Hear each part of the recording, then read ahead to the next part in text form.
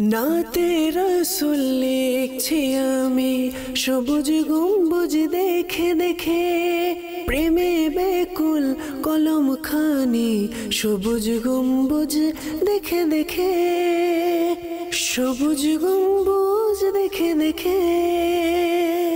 আলহামদুলিল্লাহি রাব্বিল আলামিন ওয়াসসালাতু ওয়াসসালামু আলা সাইয়্যিদিল মুরসালিন আম্মা বা'দ। فأعوذ بالله من الشيطان الرجيم بسم الله الرحمن الرحيم الصلاة والسلام عليك يا رسول الله وعلى آلك وأصحابك يا حبيب الله الصلاة والسلام عليك يا نبي الله وعلى آلك وأصحابك يا نور الله। দূরে ও কাছে, দেশে ও প্রবাসে, যে যেখানেই রয়েছেন সকলকে একরাশ প্রীতি ও শুভেচ্ছা জানিয়ে শুরু করছি অনুষ্ঠান সুরের মূর্ছনায় কালামে রাজা। আসুন প্রথমেই আমরা দরুদে পাকের ফজিলত সম্পর্কে জেনে নিই। দরুদে পাকের অসংখ্য ফজিলত রয়েছে, তন্মধ্যে একটি ফজিলত হচ্ছে আল্লাহর নবী সাল্লাল্লাহু তাআলা আলাইহি ওয়া আলিহি ওয়াসাল্লাম ইরশাদ করেছেন, তোমরা যখনই কোনো কিছু ভুলে যাও তখন আমার প্রতি দরুদে পাক পাঠ করো, স্মরণে চলে আসবে। সল্লু আলাল হাবিব সাল্লাল্লাহু তাআলা আলা মুহাম্মদ সাল্লাল্লাহু আলাইহি ওয়া আলিহি ওয়াসাল্লাম। মাদানী চ্যানেলের দর্শক ও শ্রোতা, যেমনটি আমরা বিগত অনুষ্ঠানে শুনেছিলাম কালামের ব্যাখ্যা সহকারে অর্থ অনুবাদ, আজও ইনশাআল্লাহ সাফাজাল আমরা শুনব সেই কালামের বাকি অংশ। আলা হযরত রাহমাতুল্লাহি তাআলা আলাইহি যখনই নবী প্রেমের সাগরে ডুব দিয়ে নবী প্রেমে বিভোর হয়ে কলম তুলেছেন, নাতে রসুল লিখেছেন, তখনই যে শব্দ চয়ন করেছেন, যে বাক্য গঠন করেছেন, সেই শব্দের যে শ্রুতি মধুরতা, সেই শব্দের যে দুর্বোধ্য অর্থ আজও ওলামায়ে আহলে সুন্নাতকে বিস্মিত করে। তিনি লিখেছেন তার কিতাবের মধ্যে, তু जो चाहे तो अभी मैल मेरे दिल के धुले के खुदा दिल नहीं करता कभी मैला तेरा। মাদানী চ্যানেলের দর্শক ও শ্রোতা, চলুন প্রথমেই আমরা দুর্বোধ্য শব্দগুলোকে বোঝার চেষ্টা করি। প্রথম লাইনে এসেছে মাইল শব্দ। এই মাইল শব্দটার অর্থ হচ্ছে ময়লা। এখানে অন্তরের ময়লা, অর্থাৎ গুনাহের যে মরিচিকা অন্তরে পড়ে যায় গুনাহের কারণে, নাফরমানির কারণে, সেই গুনাহের ময়লাকে, এখানে অন্তরের ময়লাকে তিনি বুঝিয়েছেন। এরপরে রয়েছে ধুলে। ধুলে মানে ধুয়ে যাক, মুছে যাক, সাফ হয়ে যাক। আলা হযরত রাহমাতুল্লাহি তাআলা আলাইহি আল্লাহ নবী সাল্লাল্লাহু আলাইহি ওয়াসাল্লামের দরবারে তিনি আরজ করছেন যে, ইয়া রাসূলুল্লাহ, আপনার এক নজর যদি এই গুনাহগারের উপর পড়ে, তাহলে এই গুনাহগারের অন্তরের যে ময়লা রয়েছে তা সাফ হয়ে যাবে, নিমিষেই পরিষ্কার হয়ে যাবে। এরপরে তিনি বলছেন, কে খুদা দিলে নেহি করতা কভি ময়লা তেরা। ইয়া রাসূলুল্লাহ, আপনার অন্তর তো ময়লা থেকে পবিত্র, ময়লা থেকে মুক্ত, কেননা আল্লাহ তাআলা তো আপনার অন্তরকে পবিত্র রেখেছেন। এখানে আলা হযরত রাহমাতুল্লাহি তাআলা আলাইহি আল্লাহর নবী সাল্লাল্লাহু তাআলা আলাইহি ওয়া আলিহি ওয়াসাল্লামের বক্ষ বিদীর্ণ যে হয়েছে সেটাকেই উদ্দেশ্য করেছেন। একবার দুইবার নয়, 4 বার বক্ষ বিদীর্ণ করা হয়েছে আল্লাহর নবী সাল্লাল্লাহু তাআলা আলাইহি ওয়া আলিহি ওয়াসাল্লামের, যেন কোনো পাপ পঙ্কিলতা, দুনিয়ার কোনো অপবিত্রতা আল্লাহর নবীকে স্পর্শ করতে না পারে। তাই তিনি বলেছেন যে, ইয়া রাসূলুল্লাহ, আপনি তো নিষ্পাপ, বরং আপনি তো নিষ্পাপদের সরদার, কেননা আম্বিয়া ইকরাম আলাইহিমুসসালাম সকলেই হচ্ছেন নিষ্পাপ, আর আমাদের নবী হুজুরে আরবি সাল্লাল্লাহু তাআলা আলাইহি ওয়া আলিহি ওয়াসাল্লাম তো হচ্ছেন সৈয়দুল মাসুমিন, অর্থাৎ নিষ্পাপদের সরদার, নিষ্পাপদের প্রধান। এজন্য আলা হযরত বলেছেন, কে খুদা দিল নেহি করতা কভি मैला तेरा। প্রথমেই তিনি বলছেন, তু जो चाहे तो अभी मैल मेरे दिल के धुले। तू जो चाहे तो अभी मैल मेरे दिल के धुले, तू जो चाहे तो अभी मैल मेरे दिल से धुले, के खुदा दिल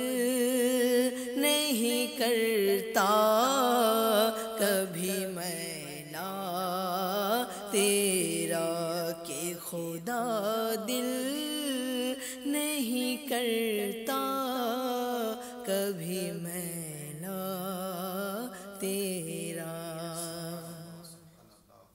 মাদানী চ্যানেলের দর্শক ও শ্রোতা, আলা হজরতের এক একটি কথা, এক একটি কালাম অন্তরকে ছুঁয়ে যায়। এখানে যারা মাদানী চ্যানেলের দর্শক ও শ্রোতা আপনারা যারা রয়েছেন, হয়তো মনের মধ্যে প্রশ্ন জাগতে পারে যে আল্লাহ নবী সাল্লাল্লাহু আলাইহি ওয়াসাল্লাম কী করে অন্তরের ময়লা পরিষ্কার করবেন। কেননা মা আয়েশা সিদ্দিকা রাদিয়াল্লাহু তাআলা আনহা বলেন যে আল্লাহ পাক তার নবীর ইচ্ছা কখনো অপূর্ণ রাখেন না, দ্রুত পূর্ণ করে দেন। সুবহানাল্লাহ, সুবহানাল্লাহ। তিনি রাদিয়াল্লাহু তাআলা আনহা আরও বলেন যে তাঁর বাইআত, তাঁর আনুগত্য আল্লাহরই আনুগত্য। তো কাজেই কেন আলা হযরত বলছেন যে কেনই বা আরজ করব না, তু জো চাহে তো আভি मैल मेरे दिल की ধুলে। এর পরের পংক্তিতে আমরা যদি আসি, পরের অন্তরায়, তাহলে আমরা দেখি যে আলা হযরত লেখেন, কত সুন্দর তিনি কালাম লিখেছেন। मेरी तकदीर बुरी हो तो भली कर दे के है, मेरी तकदीर बुरी हो तो भली कर दे के है, महो इस बात के दफ्तर पे कड़ोड़ा तेरा। এখানে আমরা যে দুর্বোধ্য শব্দগুলো রয়েছে তা আসুন আমরা একটু অর্থগুলো জানার চেষ্টা করি। তকদির শব্দের অর্থ হচ্ছে ভাগ্য, কিসমত, নসিব। ভলি শব্দের অর্থ হচ্ছে উত্তম, ভালো। মাহেব শব্দের অর্থ হচ্ছে মুছে ফেলা, ডিলেট করা। ইসবাত শব্দের অর্থ হচ্ছে প্রমাণ করা, বাস্তবায়ন করা। দফতর, এখানে দফতর বলতে রেজিস্ট্রার অর্থাৎ লৌহে মাহফুজকে আলা হজরত বুঝিয়েছেন। এরপরে হচ্ছে করোড়া অর্থাৎ ইখতিয়ার, সক্ষমতা, যাকে আমরা বলি পাওয়ার অফ অথরিটি, আল্লাহ তাআলা তাকে দান করেছেন। এখানে আলা হজরত তিনি আরজ করছেন যে ইয়া রাসূলুল্লাহ মেরি তকদির বুরি হো তো ভলি কর দে কে হ্যায়। ইয়া রাসূলুল্লাহ, আমার ভাগ্য যদি মন্দ হয়, আমি যদি হতভাগাও হই, কিন্তু আল্লাহ তাআলা তো আপনাকে সেই ইখতিয়ার দিয়েছে, সেই পাওয়ার অফ অ্যাটর্নি আপনাকে দিয়েছে, অথরিটি দিয়েছে। আপনি সেই শক্তির বলে আমার দুর্ভাগ্যকে আপনি সৌভাগ্যে পরিণত করে দিন। মাদানী চ্যানেলের দর্শক ও শ্রোতা, হতে পারে এখানে কারো কারো মনে প্রশ্ন জাগতে পারে যে আল্লাহর নবী কী করে ভাগ্য পরিবর্তন করবেন, কি করে হতভাগ্যকে সৌভাগ্যে পরিণত করবেন। হাদিসে পাকে বর্ণিত রয়েছে যে দোয়ার মাধ্যমে ভাগ্য পরিবর্তন হয়ে যায়। আল্লাহ পাক নিজ পুণ্যবান বান্দার অনুরোধে আল্লাহ পাক দান করেন। বুখারী শরীফে রয়েছে, যদি আমার বান্দা আমার কাছে নিজের কারো জন্য কিছু চায় তাহলে অবশ্যই আমি দান করি। যদি আমার কাছে আশ্রয় চায় আমি আশ্রয়ও দান করে থাকি। এ তো গেল নেক বান্দার কথা। কিন্তু যখন সৈয়দুল মুরসালিন খাতমান নবিয়্যিন হুজুরে আকরাম সাল্লাল্লাহু তাআলা আলাইহি ওয়া আলিহি ওয়াসাল্লাম যখন দোয়া করবেন আল্লাহ তাআলার কাছে, তখন তার ফলাফলের অবস্থা কী দাঁড়াবে। একজন নেক বান্দা যদি কারোর জন্য দোয়া করে তার অবস্থা এখানে বলা হয়েছে, কিন্তু যখন আল্লাহর নবী কারোর জন্য দোয়া করবেন তার অবস্থা কি হতে পারে। সুবহানাল্লাহ, সুবহানাল্লাহ। আর তাই তো আলা হজরত লিখেছেন, মেরি তকদীর বুরি হো তো ভলি কর দে কে হ্যায়। मेरी तकदीर बुरी हो तो भली कर दे के है, मेरी तकदीर बुरी हो तो भली कर दे के है, महबू इस बात के दर तर पे करोड़ा तेरा, महवो इस बात के दफ्तर पे करोड़ा तेरा। সুবহানাল্লাহ, সুবহানাল্লাহ। মাদানী চ্যানেলের দর্শক শ্রোতা, আলা হজরতের এক একটি কালাম, এক একটি শব্দ যেন হৃদয়ে ছুঁয়ে যায়, হৃদয়কে স্পর্শ করে যায়, হৃদয়ে গেঁথে যায়।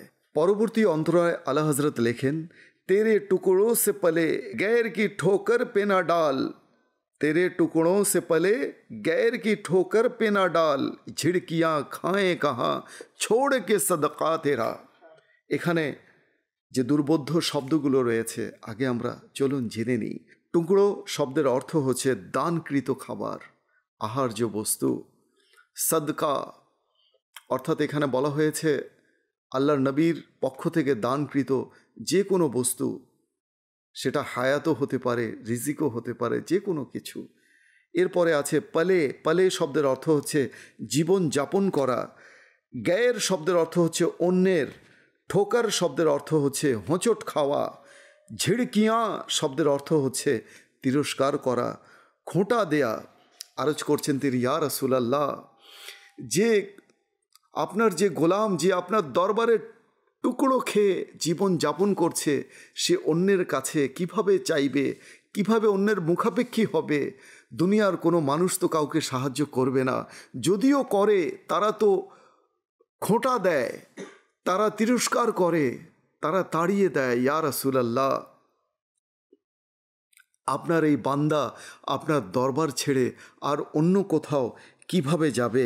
ইয়া রাসূলুল্লাহ, আপনার দানকৃত খাবার খেয়ে জীবন যাপন করছি, করে এসেছি, আপনার দয়াতেই এত দূর এসে পৌঁছেছি, আপনার দরবার ফেলে আর কোথায় যাব? লোকেরা তো সাহায্য করলেও খোঁটা দিয়ে থাকে। ইয়া রাসূলুল্লাহ, আমাকে অন্যের মুখাপেক্ষী করবেন না। কবি এখানে কত সুন্দর লিখেছেন মদনী চ্যানেলের দর্শক ও শ্রোতা। आता है फ़कीरों पे उन्हें प्यार कुछ ऐसा, आता है फ़कीरों पे उन्हें प्यार कुछ ऐसा, खुद भीख दें और खुद कहे मंगता का भला हो। অর্থাৎ ফকিরের প্রতি আল্লাহ নবী সাল্লাল্লাহু আলাইহি ওয়াসাল্লামের এতই অনুগ্রহ, এতই ভালোবাসা যে তিনি নিজেই দান করেন আর নিজেই সে ফকিরের জন্য দোয়া করেন যে আল্লাহ তাআলা তোমার মঙ্গল করুক। আমরা দুনিয়াবি দৃষ্টিকোণ থেকে দেখি যে আমরা কোনো ফকিরকে যখন দান করি, সেই ফকির আমাদেরকে দোয়া করে যে বাবা তোমার মঙ্গল হোক, আল্লাহ তাআলা তোমার দুনিয়া ও আখেরাতকে সুন্দর করে দিক। কিন্তু কোরবান যান আমার নবীর প্রতি, যে আমার নবী নিজেই দানকারী, আবার নিজেই দোয়া করছেন ফকিরকে। মাদানী চ্যানেলের দর্শক ও শ্রোতা, এখানে একটি প্রশ্ন হয়তো মনে জাগ্রত হতে পারে যে রিজিকের মালিক তো আল্লাহ, আল্লাহ রসুল কি করে দান করবেন? অবশ্যই রিজিকের মালিক আল্লাহ, কিন্তু আল্লাহ তাআলা তার হাবিবকে বন্টনকারী বানিয়ে দিয়েছেন, সুষম বন্টনকারী, যিনি দুনিয়াতে বন্টন করছেন। হাদিসে পাকে বর্ণিত রয়েছে, ওয়াল্লাহু ইউতি ওয়া আনা কাসিম, নিশ্চয়ই আল্লাহ দানকারী আর আমি বন্টনকারী। কাজী আলা হজরত লিখেছেন, तेरे टुकड़ों से पले गैर की ठोकर पे ना डाल। तेरे टुकड़ों से पले गैर की ठोकर पे न डाल, तेरे टुकड़ों से पले गैर की ठोकर पे न डाल, झिड़कियाँ छोड़ के सदका तेरा, झिड़कियाँ खाए कहाँ छोड़ के सदका तेरा। সুবহানাল্লাহ, সুবহানাল্লাহ। মাদানী চ্যানেলের দর্শক ও শ্রোতা, যতই কালাম পড়ছি, যতই শুনছি, হৃদয় বিগলিত হয়ে যাচ্ছে, নবী প্রেমে হৃদয় উদ্ভাসিত হচ্ছে। আসুন পরবর্তী অন্তরা আমরা শুনে নিই আলা হজরত কি লিখেছেন।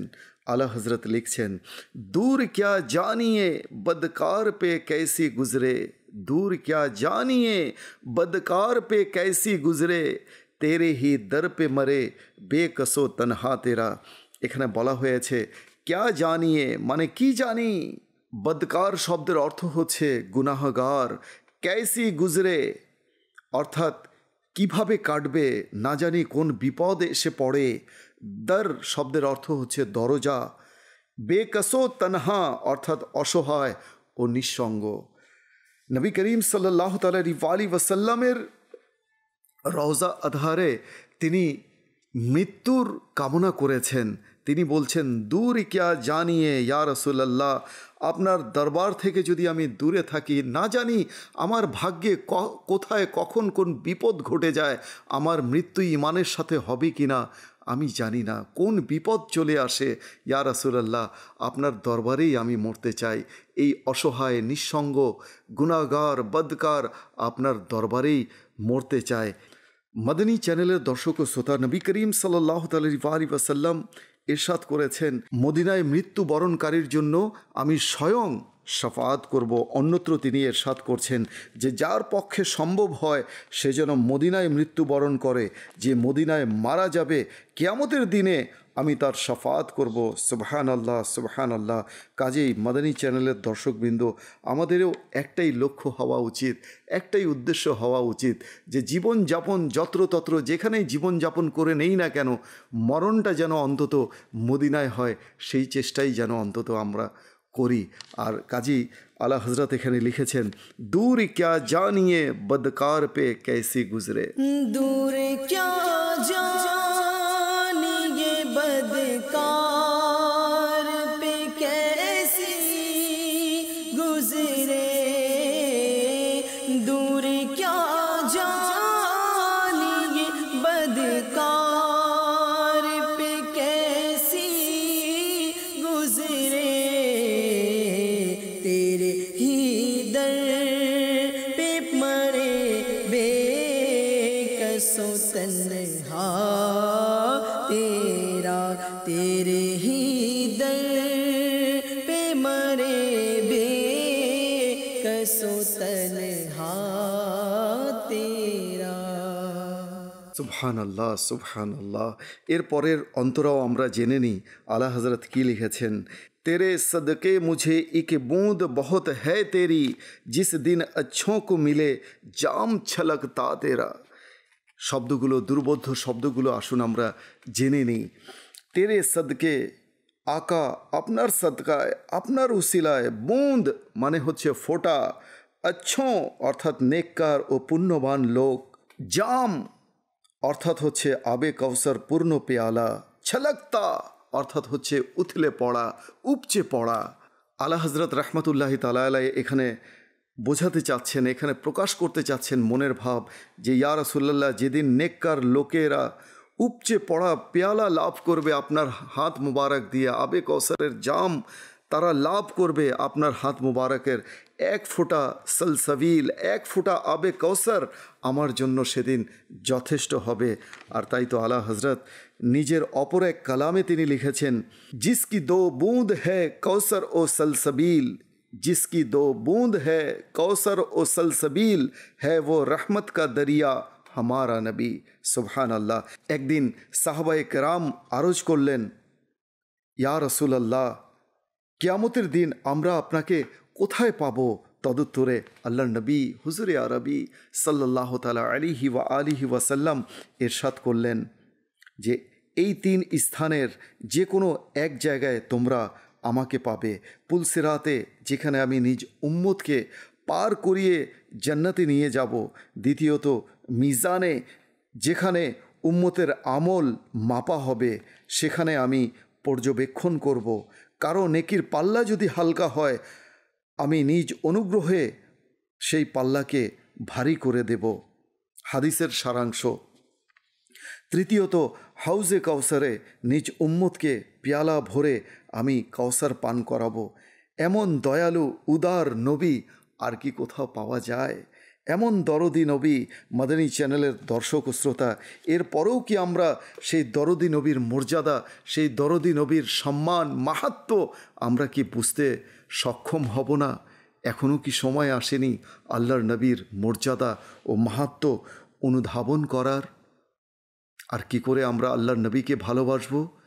আল্লাহর নবীর মর্যাদা, মাহাত্ম্য আমরা তো শুনছি, এখন প্রয়োজন হলো আমাদেরকে নবীকে ভালোবাসা। আল্লাহ নবীর প্রতি কসরতের সাথে দরুদে পাক পাঠ করতে হবে, কসরতের সাথে আমাদেরকে দরুদে পাক পাঠ করতে হবে এবং সুন্নতের ওপর আমল করতে হবে। প্রতিটা সুন্নতকে জেনে জেনে আমাদেরকে আমল করতে হবে। আর তাই তো সে কারণেই আলা হজরত রহমতুল্লাহি তাআলা আলাইহি নিজের আবেগকে প্রকাশ করেছেন এভাবে, তেরে সদকে মুঝে এক বুঁদ বহুত হ্যায় তেরি। तेरे सदके मुझे एक बूंद बहुत है तेरी, तेरे सदके मुझे एक बूंद बहुत है तेरी, जिस दिन अच्छों को मिले में छलकता तेरा, जिस दिन अच्छों को मिले जाम छलकता तेरा। সুবহান আল্লাহ, সুবহান আল্লাহ। আলা হযরত রহমতুল্লাহি তাআলা আলাইহি শেষ অন্তরায় অর্থাৎ মাক্তার মধ্যে তিনি লিখেছেন, তেরি সরকার মে লাতা, तेरी सरकार में लाता है रज़ा उसको शफ़ी जो मेरा गौस है और लाडला बेटा तेरा। এখানে সরকার শব্দের অর্থ হচ্ছে দরবার, ফার্সি শব্দ। লাতা হ্যায় মানে পেশ করে, রাজা অর্থাৎ আলা হজরত নিজেকে উদ্দেশ্য করে বলছেন। শফি শব্দের অর্থ হচ্ছে সুপারিশকারী। গৌস অর্থ এখানে গৌসে পাক বড় পীর আব্দুল কাদের জিলানি রাদিয়াল্লাহু তাআলা আনহুকে বোঝানো হয়েছে। এরপর লাডলা, লাডলা শব্দের অর্থ হচ্ছে অত্যন্ত প্রিয় ভাজন, প্রিয় বৎস। সুবহানাল্লাহ, সুবহানাল্লাহ। এখানে আলা হযরত রহমতুল্লাহি তাআলা আলাইহি তিনি লিখেছেন, তেরি সরকার মে লাতা হে রাজা উসকো শফি, ইয়া রাসূলুল্লাহ আপনার দরবারে রাজা নিয়ে এসেছে সুপারিশকারী হিসেবে, जो मेरा गौस है যিনি আমার গস, और লাডলা বেটা তেরা যিনি আপনার প্রিয় বৎস, প্রিয় ভাজন, অতি আদরের যিনি নাতি নওয়াসা। আর তাই তো তিনি বলেছেন, তেরি সরকার মে লাতা है रज़ा उसको शफ़ी। तेरी सरकार में लाता है रज़ा उसको शफ़ी, तेरी सरकार में लाता है रज़ा उसको शफ़ी, जो मेरा गौस है और लाडला बेटा तेरा, जो मेरा गौस है और लाडला बेटा तेरा। वाह क्या जूदो करम है शहबत हा तेरा, नहीं सुनता ही नहीं मांगने वाला तेरा। সুবহানাল্লাহ, সুবহানাল্লাহ। মাদানী চ্যানেল দর্শক ও শ্রোতা, যতই কালাম শুনি শুধু শুনতেই মন চায়, তাই না? কেননা আলা হযরতের কালামই কিছুটা এমন, কোরআন ও হাদিসের আলোকে প্রতিটা শব্দ যেন মনে হচ্ছে হৃদয়ের অন্তর থেকে বের হচ্ছে আলা হযরতের, আর প্রত্যেকটা শব্দই সত্যাশ্রয়ী। আলহামদুলিল্লাহ। মাদানী চ্যানেলের দর্শক ও শ্রোতার সময় একেবারেই শেষ। ইনশাআল্লাহ আজ্জা ওয়াজাল দেখা হবে পরবর্তী পর্বে নতুন কোনো কালাম নিয়ে। সে পর্যন্ত ভালো থাকুন, সুস্থ থাকুন, দেখতে থাকুন মাদানী চ্যানেল বাংলা। সাল্লু আলাল হাবিব সাল্লাল্লাহু তাআলা আলা মুহাম্মদ সাল্লাল্লাহু আলাইহি ওয়া আলিহি ওয়াসাল্লাম। নাতে রাসূল লিখছি আমি সবুজ গম্বুজ দেখে দেখে, প্রেমে বেকুল কলম খানি সবুজ গম্বুজ দেখে দেখে, সবুজ গম্বুজ দেখে দেখে।